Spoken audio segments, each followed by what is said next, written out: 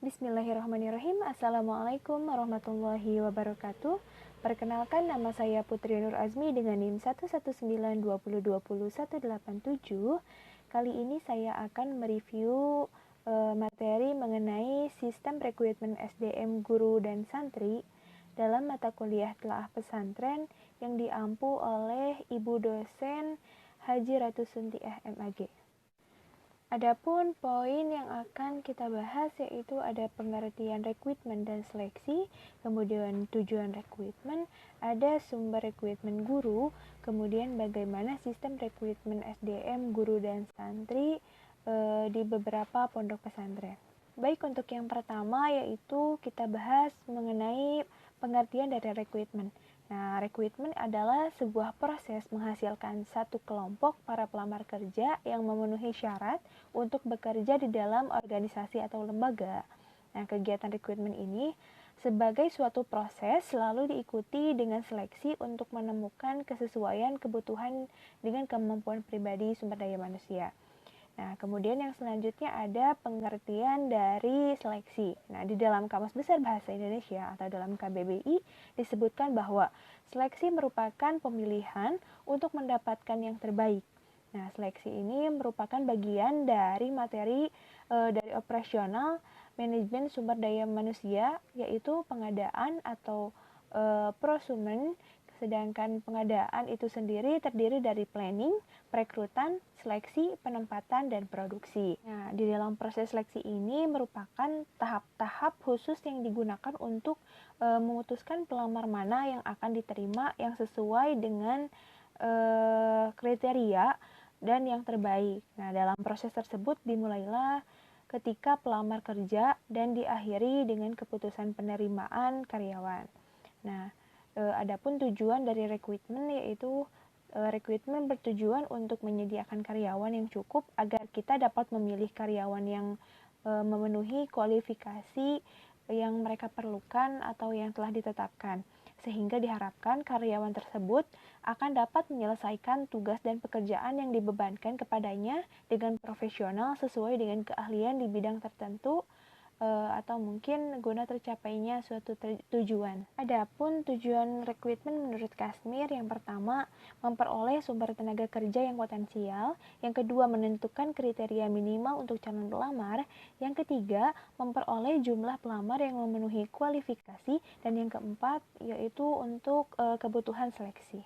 Selanjutnya yaitu ada sumber rekrutmen. Sumber rekrutmen ini terbagi menjadi dua, ada yang dari internal, ada yang dari eksternal. Nah, sumber-sumber dari internal dalam rekrutmen ini meliputi karyawan yang ada sekarang yang sudah bekerja di tempat itu, yang dapat dicalonkan untuk dipromosikan atau naik jabatan, kemudian dipindah tugaskan atau dirotasi tugasnya, serta mantan karyawan yang pernah bekerja di sana yang bisa dikaryakan dan dapat dipanggil kembali. Kemudian ada dari eksternal, yaitu sumber untuk mendapatkan karyawan dari luar perusahaan atau orang asing yang belum pernah bekerja di dalam perusahaan ini yang memiliki bobot atau kualifikasi tertentu yang sudah ditetapkan oleh perusahaan atau oleh lembaga tersebut. Yang selanjutnya yaitu sistematika atau sistem rekrutmen dan seleksi guru dan santri. Yang pertama ada rekrutmen dan seleksi guru. Nah, dalam proses rekrutmen ini dimulai dengan mempertimbangkan rencana-rencana terkait dari sumber daya manusia, seperti mempertimbangkan jumlah dan persyaratan dari posisi kosong yang harus diisi. Yang kedua, kapan posisi tersebut harus diisi. Yang ketiga, sumber personilnya ada apa saja dan berapa. Yang keempat, ada keahlian apa saja yang dibutuhkan untuk mengisi posisi tersebut. Nah, setelah dilakukan pertimbangan tersebut, maka dilanjutkan penentuan strategi dan metode rekrutmen. Pun tahapan-tahapan proses seleksi calon tenaga kerja, yang pertama penerimaan surat lamaran kerja atau syarat administrasi, yang kedua ada psikotes dan wawancara, yang ketiga ada tes kesehatan, dan yang keempat ada penerimaan, training, dan penempatan di mana dia bekerja. Kemudian yang kedua ada rekrutmen dan seleksi santri. Nah, menurut Hasibuan dalam buku yang berjudul Manajemen Sumber Daya Manusia, mendefinisikan bahwa rekrutmen peserta didik adalah suatu proses untuk mendorong para calon peserta didik santri yang potensial untuk masuk atau mendaftar pada program kursus kelas atau lembaga tertentu. Adapun tahapan-tahapannya, yang pertama ada penyebaran informasi, yang kedua ada penentuan kriteria peserta didik, yang ketiga ada seleksi tes ataupun wawancara, dan yang keempat ada pengumuman kelulusan. Selanjutnya ada beberapa contoh mengenai sistem rekrutan SDM di beberapa pondok pesantren. Nah, yang pertama ada pondok pesantren Al-Amanah Al-Gontori, yaitu pondok pesantren modern. Ada rekrutmen gurunya. Yang pertama ada analisis kebutuhan, yang kedua menentukan sumber rekrutmen yang digunakan, yang ketiga ada rapat, yaitu memeriksakan kesesuaian antara lamaran dengan spesifikasi pekerjaan yang dibutuhkan, yang keempat menghubungi pelamar untuk wawancara, dan yang kelima ada pengumuman penerimaan. Nah, yang selanjutnya untuk perekrutmen santri, yang pertama calon santri registrasi pada laman website yang disediakan oleh pengurus pesantren yang dapat ditemukan melalui iklan brosur baik secara hard file ataupun secara online.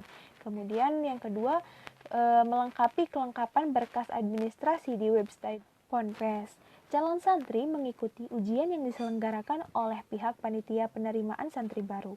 Nah, setelah itu santri menunggu pengumuman kelulusan. Bagi calon santri dinyatakan lulus bisa langsung mengikuti kegiatan yang sudah diadakan oleh pesantren. Kemudian yang kedua ada contoh dari pondok pesantren Ar-Roid, yaitu pondok pesantren tradisional. Cara perekrutan gurunya yaitu dipilih oleh pimpinan pesantren tersebut melalui penilaian beliau terhadap santrinya sekiranya mana yang bisa diberi amanah untuk mengabdi dan mengajar. Kemudian untuk perekrutan santrinya, yang pertama calon santri mengisi formulir yang telah disediakan oleh pengurus pesantren yang diiklankan melalui brosur baik secara hard file maupun secara online. Yang kedua, setelah itu menyelesaikan administrasi. Yang ketiga yaitu menandatangani surat perjanjian, dan yang keempat yaitu setelah itu santri bisa langsung mengikuti kegiatan yang diadakan oleh pondok pesantren. Kemudian yang ketiga yaitu ada contoh pesantren semi modern tradisional, yaitu pondok pesantren Al-Maksum Bandung. Cara perekrutan gurunya, yang pertama calon pendidik menyerahkan surat lamaran pekerjaan kepada lembaga dengan mempertimbangkan syarat-syarat yang telah diinformasikan. Kemudian pemberian informasi kelanjutan ke tahap selanjutnya atau tidak.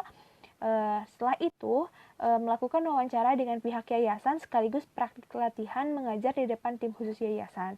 Nah, baru setelah itu yayasan menempatkan dan menawarkan posisi yang dibutuhkan, apakah ditempatkan di sekolah sebagai guru atau di pesantren. Untuk rekrutmen santrinya yaitu ada penyebaran informasi terkait pendaftaran siswa dan santri baru. Di dalam pendaftarannya itu biasanya harus melampirkan rapot sekolah yang sebelumnya.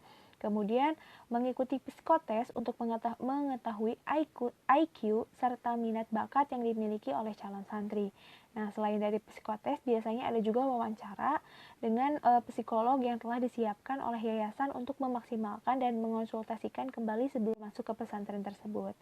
Nah, adapun dalam proses rekrutmen tidak ada penyeleksian untuk calon santri karena otomatis ketika masuk ke sekolah berarti sudah bisa masuk pula di pesantren, sehingga tidak ada syarat tertentu seperti harus bisa mengaji, kemudian minimal hafalan dan lain sebagainya. Semua calon santri bisa masuk dengan satu syarat, yaitu merupakan siswa di sekolah tersebut. Alhamdulillahirabbil alamin. Review materi kali ini telah selesai. Mohon maaf bila banyak kekurangan dan kesalahan. Semoga ilmunya dapat bermanfaat. Dicukupkan sekian.